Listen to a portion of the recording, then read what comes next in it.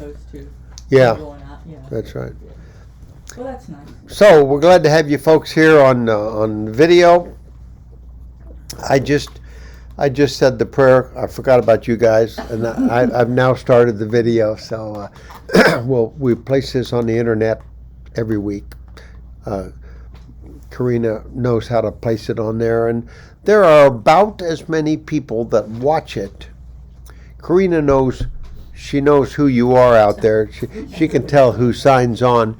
And there are about as many people that watch it, 7 or 8, as are here. So I was trying to say, this is a waste of time. Why do I record all these things? And turns out, Karina said, you're getting as much publicity outside as you are inside. So we'll keep doing it for a little while. Okay. These first 5 circle lines up above are sort of the history of the study we've been covering for the last 4 or 5 weeks. And again, we're covering lectionary, and I always enjoyed going in and listening to Jana preach, because we had studied the lesson, we've studied what she's going to preach about, and then I go in and see what she's going to preach about. Jason sometimes preaches lectionary. I looked at the lesson today, and it didn't look like it was this lesson, because I think this is his first Sunday back, and he's going to say something cool. I don't know. We'll see. But in following the lectionary, about a month ago, we talked about the harvest is plentiful, but the workers are few. And that's when Jesus said to the people that are going out to visit folks on his name, he just said, there's many people out there, and there are few of you that are going out there.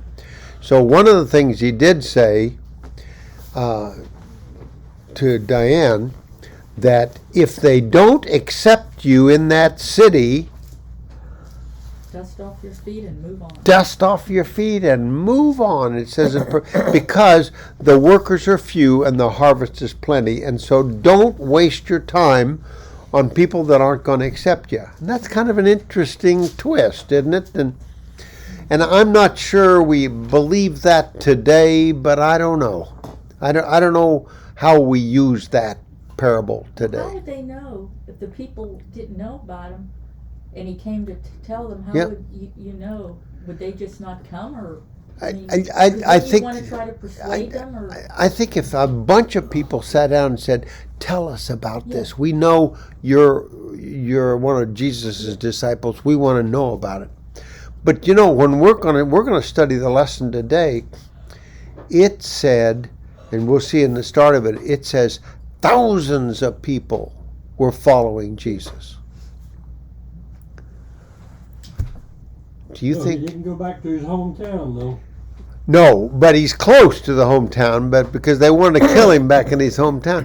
Because in his hometown, like Ed said, they all said, wait a minute, isn't this little snotty-nosed little Jesus kid we saw running around the town? And who does he think he is?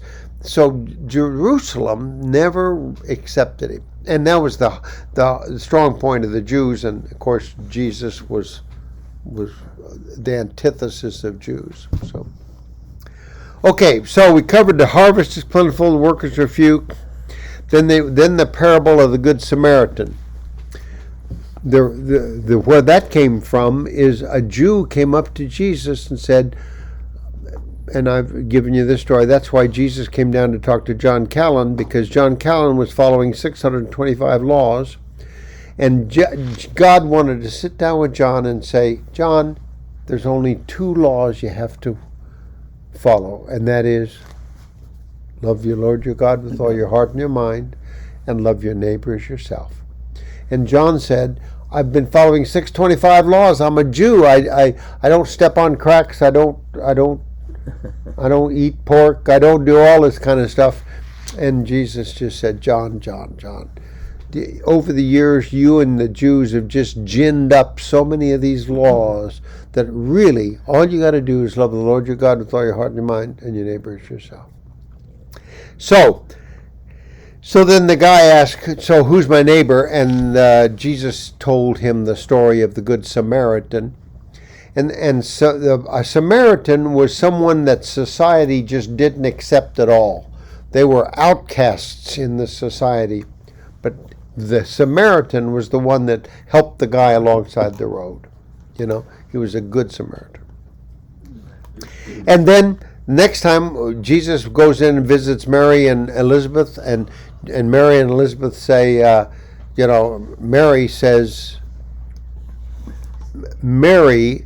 Elizabeth says to Jesus, make Mary help me cook the dinner. And Mary was sitting at Jesus' feet, and Jesus said, Mary has chosen the better. So therefore, while you're cooking dinner and you're taking care of people and you're doing all these other things, you really need to, the most important thing is to listen to the message of Jesus. Okay, so anyway, we worked our way through. Hungry people might not agree with that. I was just thinking that. Yeah. Well, it is interesting, isn't it, that Jesus said, you and Mary and Elizabeth, you guys are doing, both of you are important, but the person that's sitting at my feet and listening to me has chosen the better path. And I don't know. Feeding people is important, Elizabeth, but I think you got to hear Jesus' message. So, today it's the parable of the rich fool.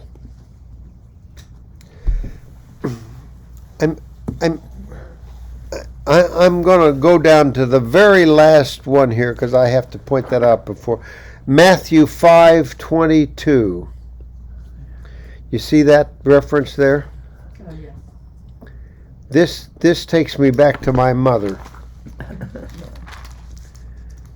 Here's what 5:22 says. Listen to this. But I tell you that anyone who is angry with his brother will be subject to judgment. Again, anyone who says to his brother, Raka, is answerable to the Sanhedrin. Anyone who says, quote, you fool, will be in danger of the fire of hell. See, in this book it says brother or sister. Is that right, brother? My mother never would let me call someone a fool. I could call him an idiot, a stupid, anything. It's fool, she wouldn't let me do it because she remembers from some lesson that if you call someone a fool, my mother said, if you call someone a fool, you're in danger of going to hell. So she would never let me call someone a fool. I think it's kind of interesting. I'm not sure we see fool as that bad a word today, but in these days, it apparently was a very bad word. I can't think of why you would call anybody a fool. I just, that concept of you fool doesn't come to me at all. It doesn't? No. You haven't seen anybody do foolish things? Well, I guess I've seen it, but I wouldn't call him a fool. I'd just say, you didn't do it right. You didn't do the right, yeah. Crazy thing or something. I'm not sure what a real fool is. A fool is someone that just does everything wrong. Does everything wrong, or does nutty things or something, I guess. I don't know. Yeah. Yeah, you'd have to be careful to call somebody a fool, not because it's maybe silly or dumb things that they did, but if they were not all there, and they did things unfairly, that would be maybe like someone who's, we were talking about Steve Hook's wife. Yeah. She's mentally handicapped, but you wouldn't call her a fool, would you? Come up to my place. What? Come up to your place, you'd see a few fools around, yeah. Well, John Does your Bible say God said that? My Bible said, Mine's in red, so I've lost it it. would be something that Jesus would say. 5:22.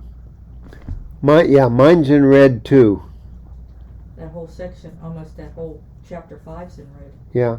Verse 20. Yeah. Are you looking at 20, Ed? But God said to him, "You fool! This this is called the rich fool." God, in this parable, calls this guy a fool, and we're going to see why. John, we're going to see why this guy is called a fool. What mistakes he made. Okay, so let's look at this. 13 through 15. I'm going to read that. It's called the parable of the rich fool. And it's funny, maybe if every time I say that, my mother's face appears in front of me. So I'm going to read just the first couple of them. Let's talk about it. Someone in the crowd said to him. Now it turns out my lectionary talks about, by this time in Jesus' life, thousands of people are following him around.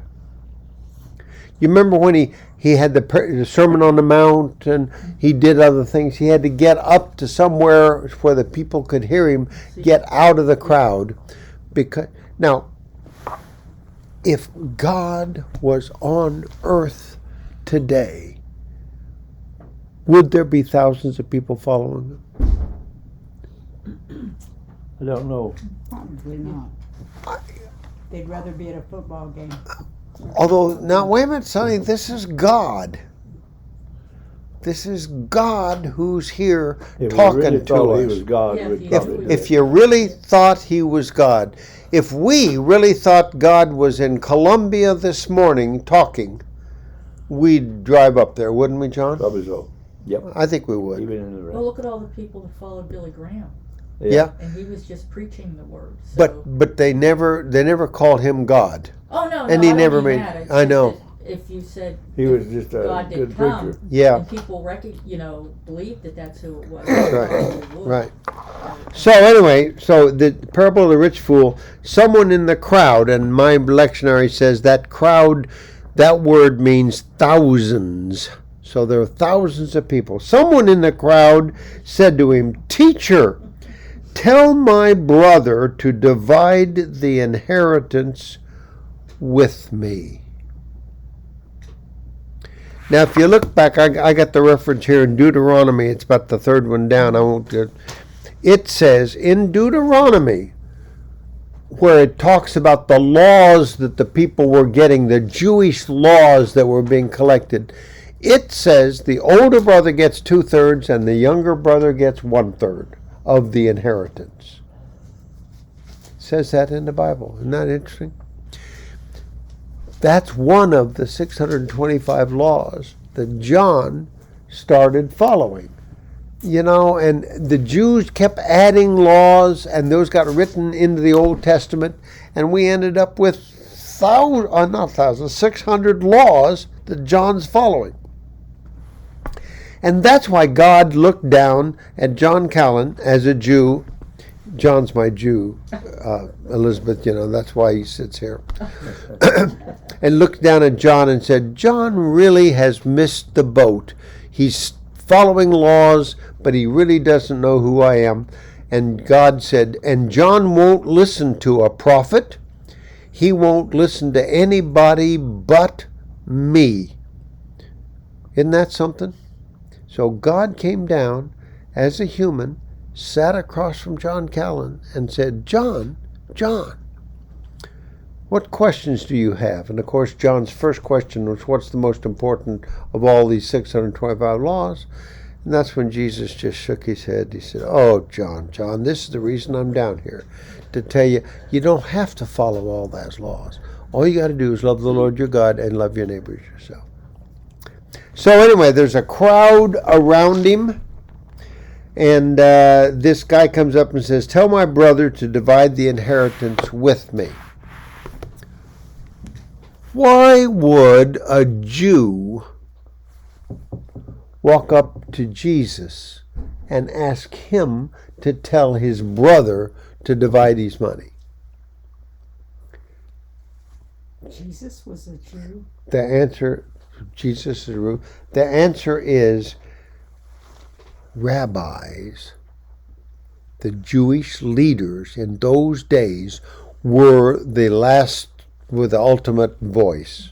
So if a Jew isn't getting the money from his brother in an inheritance, he does what? He goes and talks to the rabbi and says, Rabbi. So that is the context. I think it's very interesting that this guy in the crowd had of Jesus. He didn't have a context of him being God. And if John and I are going to not be here next week because we're in Colombia listening to Jesus, it's because that person is Jesus. But the guy in the crowd was a Jew, right? The guy in the crowd was a So he Jew. would know what the laws were. And the rabbi would know what the laws were. Oh, he knows what the law is, but what he's saying is, my brother is not following the law, so therefore he goes and says to the rabbi, my brother's not following the law, and the rabbi then takes it in his old hands, calls the brother in, says, you've got to give your brother 1/3 and 2/3. So it's interesting, this person that walked up to Jesus didn't say, tell me about salvation, tell me about God, tell me about all these other things. He says, yeah, split my money with me. Then Jesus said, man, who appointed me a judge on an arbiter between you two? So, Jesus is saying, I'm really not a rabbi. I'm not going to take on that role as rabbi, that I'm not an arbiter between you two. And then he said, watch out, be on your guard against all kinds of greed. A man's life does not consist of the abundance of his possessions. Is that pretty good advice? Don't you think so, John? Sure. Absolutely. You've sold your houses. Yep. Got rid of them. Got rid of them. Don't have to worry anymore. That's right. And I'm wasting my money flying kids around in the country, and we're all going to Vegas for Thanksgiving. And just yesterday we all met up in Greenville, and what word did I say? What stupid thing did I say while looking at everybody? Let's go to Vegas next time. And I will. Hey. You're right, John. Oh. So I said I'll buy the airplane tickets. Do you need any extra people to go? Yeah. Is this your children that are going with you? Our daughter lives in Vegas, and Suzanne, in fact, she's here with us now, and our son and his wife and his daughter and her mother. It ended up with Just goes on and on. when Martha looked at me, she says, do you know how much that's going to cost? I said, that's all right. It's all right. So what I'm doing, John, is I'm selling my houses. You're getting rid of it. I'm getting rid of it. That's right.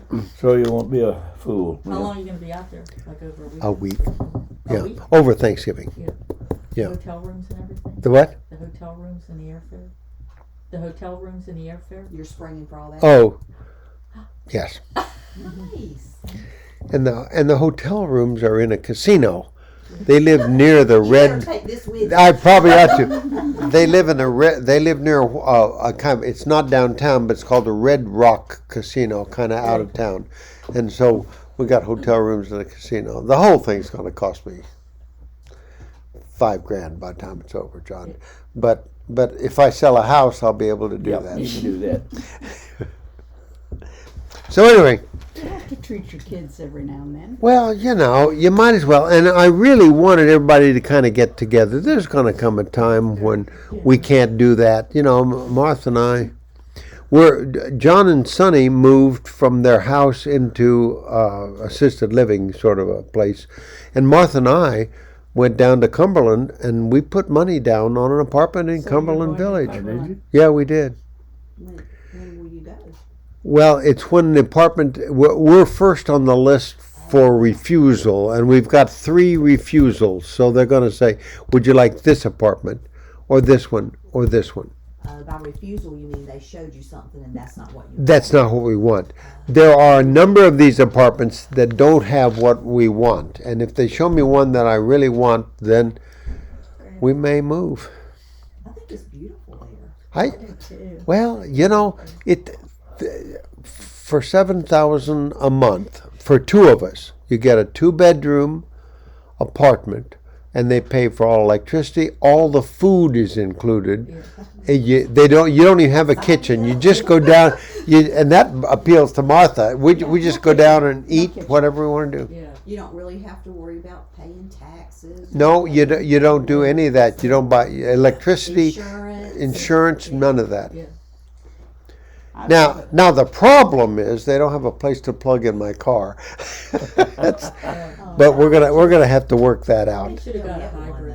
though. Yeah. You can get an I see electrician so there. many Teslas on the road these days. My car isn't a Tesla; it's a Honda. So I didn't pay what When Tesla the grid people goes down, pay. you're in trouble. That's right. He got a good deal on it. Oh yeah, John Kelly sold me this car a number of years ago, and it's the best deal I ever got. When mine falls apart, I'm getting an electric car. Oh yeah, I'm driving mine till the wheels come off, but Yeah. then I'm getting an electric car. and Get a hybrid. honestly, Get a hybrid. So you don't have to plug it in. once you get an electric car, there's no engine. There's no things don't fail. You know, Except for battery. just your battery. Yeah, and you just got to sell your house to get a new battery. Yeah, change. and if something goes wrong with the Teslas, you gotta take it over to Charleston or something. Yeah, Something yeah. goes wrong with You just- our car, I'm not getting another one. Yeah, you just I'm take going to it do without. to the corner of the shop and have It'll outlast That's why us. hybrid. Yeah. You know, they've got a senior bus that goes around Yeah. free that will pick you up and take you places. Yeah. I see Yeah, it you all can the do- time. Okay. Little white has got Aiken Senior Services. Yeah. Yeah. Yeah. So the bottom line of this story, back to that, where this guy says, "Rabbi, will you tell my brother he's got to share the inheritance with me?" John asked that question as the Jew, and Jesus said, listen, there's lots more important things in the world than your 5 houses, John. You know, there's lots more important things than you forcing your brother into sharing the money with you. And then he says, listen, I'm going to tell you a parable. Now, it turns out at a certain point in Jesus's teaching, he starts telling stories in parables. And this is about the time he starts saying lots of different parables. This is sort of early in his teaching, but he starts telling parables. So John says, my brother's taken my money.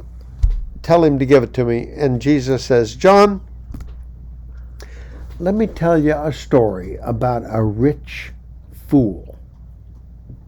And I'm going to tell you a parable. And so follow with me. Oh, I'm watching the time. Follow with me on this parable. Then he told them this parable. The ground of a certain rich man produced a good crop. He thought to himself, what shall I do? I have no place to store my crops. Then he said, this is what I'll do. I'll tear down my barns and build bigger ones. I'll store all my grain and all my goods, and I'll say to myself, you have plenty of good things laid up for many, many years. Take life easy, eat, drink, and be merry. But God said to him, you fool. Isn't that interesting? You what a insult. You fool. This very night your life will be demanded from you. Then who will get what you have prepared for yourself? This is how it will be with anyone who stores up things for himself and is not rich towards God. So let me ask you a question. Does it sound to you like that guy is a fool? Yes. Why, Elizabeth? Because it sounds to me like if things don't work out between he and his brother, Yeah, that he's gonna have a bad relationship with his brother. he is. So it's okay to have money, Yeah, but it's not okay. Like I have a friend who hasn't talked to their brother in 20 or 25 years wow. because it was a dispute over some land when their parents passed. Yeah, wow. So it's not so much having the land, but it's what caused all that. Calls the land, exactly. And that's a good story in this parable, isn't it? This guy has got so many crops. He just wants to store it all and sit on Never it. have enough. He never has enough, and He's that's not content.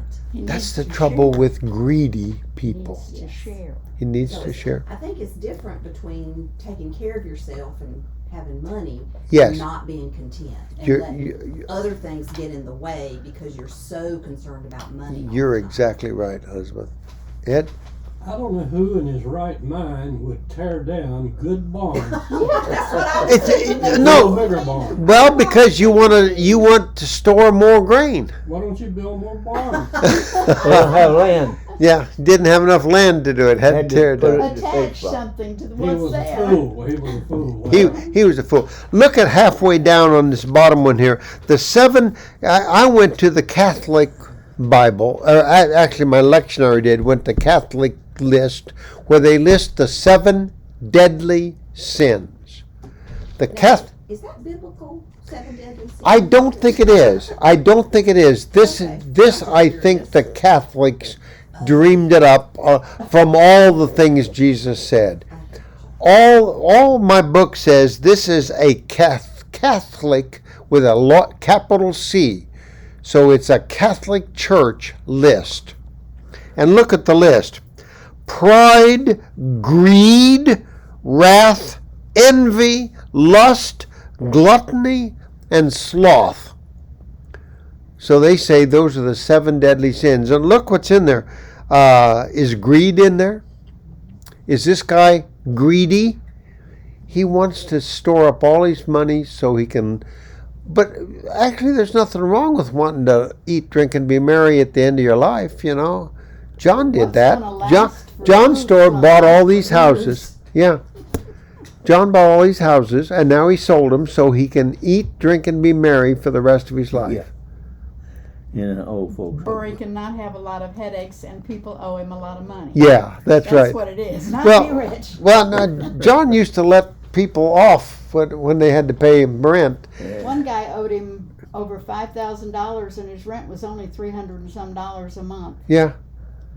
Oh, well, I remember one person that owed John a lot of money, and he helped her move. Yeah, I know. He- She asked he- him for gas money. Gas money, and he went over and helped load her furniture up because, you know, Good man. John is a good man. He's not. John has a lot of money, but he's not. I don't know what you mean. You're not a fool. You're not a. Well, if I sold 5 houses, I'd have some money. But you're not a fool, John. No one would say John Callan's a fool, would we? So I don't think we'd call John a rich fool. But this guy is a rich fool. And he's got greed, gluttony, isn't it? And so that's what this story's about. And all of a sudden, what does the parable say? God says to him, this night, your life is going to be demanded of you. And I think it's a way to point out to the guy, you're just worrying about the wrong things. And I think that's a lesson for us to learn today, isn't it? Don't worry about having enough money to go to Vegas over Thanksgiving or whether, it just stop worrying about that because if I worried about that and my life is demanding me tonight, no one will be able to make that trip to Vegas. I don't understand this. What if the big givers to the church are offended by being called a fool? Why would they be called a fool if they're big givers to the church? I don't understand. Yeah, that's a good point, John. they got one of the reasons they're big givers is because they rich. own 5 houses, right? Right. Elizabeth, you were about to say something? No, it just reminded me because I've been watching this show on HBO called The Gilded Age. Has anybody been watching that? It's really good. Yeah. So then I was like, I don't know that much about this. So I went on YouTube and I looked at a PBS documentary, and it was talking about all these robber barons and how the railroad and the steel, it really gave certain families a lot of money. Sure. And one of the family, the Vanderbilts, of course they have the place in Asheville, but they had this magnificent, they called it the Triple Palace on I think it was Fifth Avenue in New York. Oh, yeah. And so the man built this because he wanted this lasting legacy. Yeah. And he died 5 years after he finished it, so he didn't get to enjoy it that much. Yeah. And then, like, within 2 generations, New York was tearing it down because the stock market crash came and they lost a lot of money and they couldn't keep up the house. Yeah. And so then it ended up being torn down. Huh. So he did all of this with all this not that he shouldn't have done it, but he thought it would last forever. Yeah. And it barely lasted 50 years. So, if he was sitting over there with Ed, and you were sitting across from him, would you say, Ed says, I'm going to build this big house in downtown New York. It'd say why. Could you say, Ed, you're a fool? I mean, I think what you. I'm saying is it's okay to build it, but don't think that that's going to be your legacy. That's right. Going to be your. And I think that when you're gone, who knows what's going to happen to it? So if your life is going to be demanded of you tonight, Ed, you're a fool if you build that house in New York. A fool would work for that, wouldn't it? Don't you think? fool and his money are soon gone. A fool. Well, soon he's going to die. So my mother would never let me call anybody a fool because it was such a bad thing, but it truly reflects someone that has their emphasis in the wrong place. I keep thinking of a sign that's down the hall as I go to meals. It's just past the ladies' restroom. It says, "Wash your hands. Germs and Jesus are with you all the time." Oh, is that right? Well, that's good. A good lesson to know. Yeah. Okay, so my mother would never let me call anybody a fool, but that a fool is someone that just completely has missed the emphasis. Vanderbilt could have done more with the money, couldn't he, than build a house down there. Yeah, it Could have just helped people. Yeah. watching that documentary, it just made me think, oh my gosh, all the effort that went into this Yes. house. Once again, not saying that was his money, but it didn't stand the test of time. Yeah, that's right. That's true. What if you have a couple of kids that's kind of struggling to get by? Yeah. Do you give it to them or the church? Give it to them. The church doesn't want all your money. The church wants 10% of your money. Yeah. 90% you give it to the kids. $10. Okay. I really Yeah. I really think the church doesn't say to John Callan, you've got so much money, we want 4 of those 5 houses given to the church. I think the church says, John, you worked hard for that. You get that money. The church wants you to give us 10%. And where did the 10% come from? Is Oh, it biblical? Yes, absolutely. Absolutely. It goes all the way back to the Old Testament. The Old Testament. And yeah, in the Old Testament, God said to the people, return 10%. And truthfully, there's a wonderful quote in Malachi, which is the last book in the Old Testament, where God says, this is interesting, test me on this. Yeah. If you give 10% to the church, your money will grow and you will have plenty of money to live the rest of your life. And I think it's really interesting where God says, Ed, test it. Try it out. See if it doesn't work. So, the giving 10% is an important instruction. And you're right, Elizabeth. It's in the Bible. Did you find it? Well, I just saw that in the Malachi where it says, "Return to me, and I will return to you." Okay. Yeah, that's good.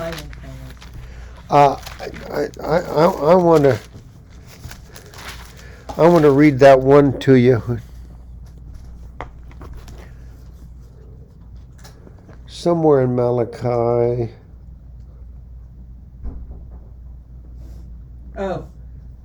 Verse 8, it says, how have we robbed you? He said, you have robbed me in your offerings and the tenth of your crops. So a curse is on you because the whole nation has robbed me. Bring to the storehouse a full tenth of what you earned, so there will be food in my house. Test me in this, says the Lord all-powerful. I will open the windows of heaven for you and pour out all the blessings you need. I will stop the insects so they won't eat your crops. The grapes won't fall from your vines before they are ready to pick. Good. All the nations will call you blessed because you will have a pleasant country. So it says, Elizabeth, you're exactly right. And that was a good question. It says it right there in Malachi.